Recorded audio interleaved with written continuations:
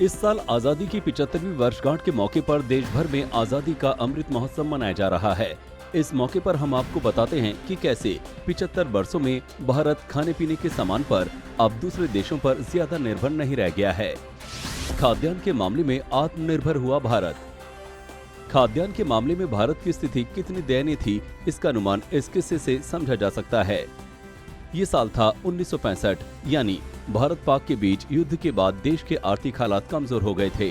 ऐसे में भारत में अमेरिकी सरकार के एक अमेरिकी रिसोर्स इकोनॉमिस्ट लिस्टर ब्राउन ने अनुमान लगाया कि भारत में अनाज की भारी कमी होने वाली है।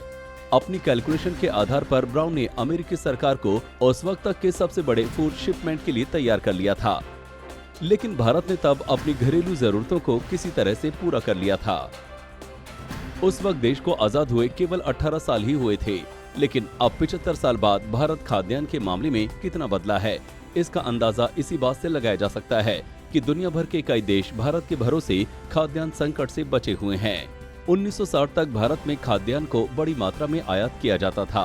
1950 में भारत का कुल खाद्यान्न उत्पादन 5.49 करोड़ टन था, जो 2020-21 में बढ़कर 30.5 करोड़ टन के स्तर पर पहुंच गया है। बीते कई वर्षों से गेहूं, चीनी जैसे सामानों का तो भारत में लगातार रिकॉर्ड उत्पादन हो रहा है। आजादी के बाद लगातार कई साल सूखे के अटैक और खाद्यान्न की कमी का सामना करने वाला भारत अब दुनिया भर के देशों को खाद्यान्न एक्सपोर्ट कर रहा है।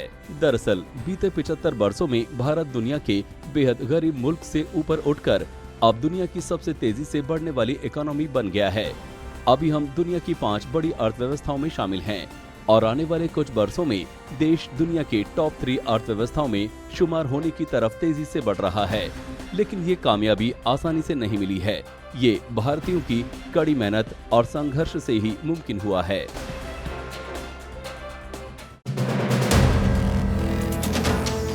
वीडियो पसंद आया तो हमें लाइक, कमेंट, शेयर और सब्सक्राइब जरूर करें।